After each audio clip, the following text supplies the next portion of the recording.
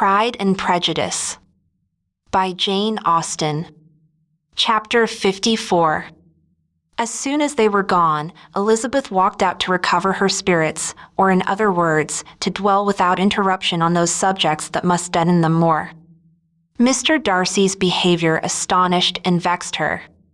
"Why, if he came only to be silent, grave, and indifferent," said she, "did he come at all?" She could settle it in no way that gave her pleasure. He could be still amiable, still pleasing, to my uncle and aunt, when he was in town, and why not to me? If he fears me, why come hither? If he no longer cares for me, why silent? Teasing, man. I will think no more about him. Her resolution was for a short time involuntarily kept by the approach of her sister, who joined her with a cheerful look, which showed her better satisfied with their visitors than Elizabeth.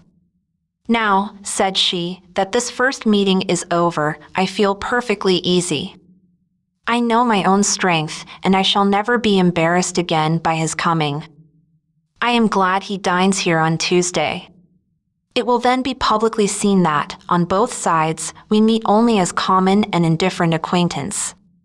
"Yes, very indifferent indeed," said Elizabeth, laughingly. "Oh, Jane, take care. My dear Lizzy, you cannot think me so weak as to be in danger now? I think you are in very great danger of making him as much in love with you as ever." They did not see the gentleman again till Tuesday, and Mrs. Bennet, in the meanwhile, was giving way to all the happy schemes which the good humour and common politeness of Bingley, in half an hour's visit, had revived.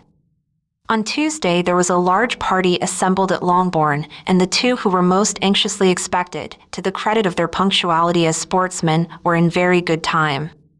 When they repaired to the dining-room, Elizabeth eagerly watched to see whether Bingley would take the place, which, in all their former parties, had belonged to him, by her sister. Her prudent mother, occupied by the same ideas, forbore to invite him to sit by herself. On entering the room, he seemed to hesitate, but Jane happened to look round, and happened to smile. It was decided. He placed himself by her. Elizabeth, with a triumphant sensation, looked towards his friend. He bore it with noble indifference, and she would have imagined that Bingley had received his sanction to be happy, had she not seen his eyes likewise turned towards Mr. Darcy, with an expression of half-laughing alarm. His behaviour to her sister was such, during dinner-time, as showed an admiration of her, which, though more guarded than formerly, persuaded Elizabeth that if left wholly to himself, Jane's happiness, and his own, would be speedily secured. Though she dared not depend upon the consequence, she yet received pleasure from observing his behaviour. It gave her all the animation that her spirits could boast, for she was in no cheerful humour. Mr. Darcy was almost as far from her as the table could divide them. He was on one side of her mother. She knew how little such a situation would give pleasure to either, or make either appear to advantage. She was not near enough to hear any of their discourse, but she could see how seldom they spoke to each other, and how formal and cold was their manner whenever they did. Her mother's ungraciousness made the sense of what they owed him more painful to Elizabeth's mind, and she would, at times, have given anything to be privileged to tell him that his kindness was neither unknown nor unfelt by the whole of the family. She was in hopes that the evening would afford some opportunity of bringing them together, that the whole of the visit would not pass away without enabling them to enter into something more of conversation than the mere ceremonious salutation attending his entrance. Anxious and uneasy, the period which passed in the drawing-room before the gentleman came was wearisome and dull to a degree that almost made her uncivil. She looked forward to their entrance as the point on which all her chance of pleasure for the evening must depend. "If he does not come to me, then," said she, "I shall give him up forever." The gentleman came, and she thought he looked as if he would have answered her hopes, but, alas! The ladies had crowded round the table where Miss Bennet was making tea and Elizabeth pouring out the coffee, in so close a confederacy that there was not a single vacancy near her which would admit of a chair. And on the gentleman's approaching, one of the girls moved closer to her than ever and said, in a whisper, The men shan't come and part us, I am determined. We want none of them, do we? Darcy had walked away to another part of the room. She followed him with her eyes, envied everyone to whom he spoke, had scarcely patience enough to help anybody to coffee, and then was enraged against herself for being so silly. A man who has once been refused. How could I ever be foolish enough to expect a renewal of his love? Is there one among the sex who would not protest against such a weakness as a second proposal to the same woman? There is no indignity so abhorrent to their feelings. She was a little revived, however, by his bringing back his coffee cup himself, and she seized the opportunity of saying, "Is your sister at Pemberley still?" "Yes, she will remain there till Christmas." "And quite alone? Have all her friends left her?" "Mrs. Annisley is with her. The others have been gone on to Scarborough these 3 weeks." She could think of nothing more to say, but if he wished to converse with her, he might have better success. He stood by her, however, for some minutes in silence, and, at last, on the young lady's whispering to Elizabeth again, he walked away. When the tea things were removed and the card tables placed, the ladies all rose, and Elizabeth was then hoping to be soon joined by him when all her views were overthrown by seeing him fall a victim to her mother's rapacity for whist players, and in a few moments after seated with the rest of the party. She now lost every expectation of pleasure.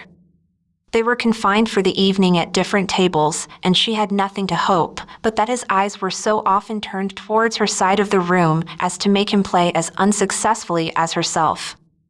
Mrs. Bennet had designed to keep the 2 Netherfield gentlemen to supper, but their carriage was unluckily ordered before any of the others, and she had no opportunity of detaining them. "Well, girls," said she, as soon as they were left to themselves, "what say you to the day?" "I think everything has passed off uncommonly well, I assure you. The dinner was as well dressed as any I ever saw. The venison was roasted to a turn, and everybody said they never saw so fat a haunch. The soup was 50 times better than what we had at the Lucases last week, and even Mr. Darcy acknowledged that the partridges were remarkably well done, and I suppose he has 2 or 3 French cooks at least. And, my dear Jane, I never saw you look in greater beauty. Mrs. Long said so too, for I asked her whether you did not. And what do you think she said besides? Ah, Mrs. Bennet, we shall have her at Netherfield at last." She did indeed. "I do think Mrs. Long is as good a creature as ever lived, and her nieces are very pretty behaved girls, and not at all handsome. I like them prodigiously."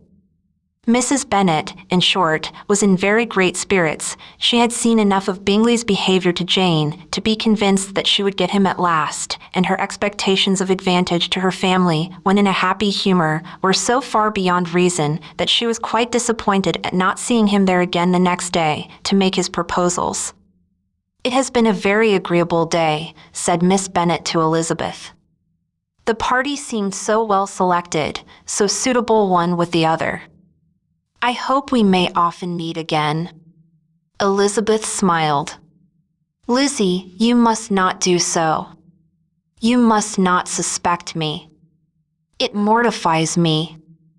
I assure you that I have now learnt to enjoy his conversation as an agreeable and sensible young man, without having a wish beyond it.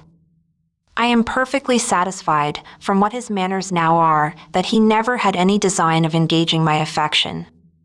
It is only that he is blessed with greater sweetness of address and a stronger desire of generally pleasing than any other man." "You are very cruel," said her sister. "You will not let me smile, and are provoking me to it every moment. How hard it is in some cases to be believed, and how impossible in others. But why should you wish to persuade me that I feel more than I acknowledge? That is a question which I hardly know how to answer.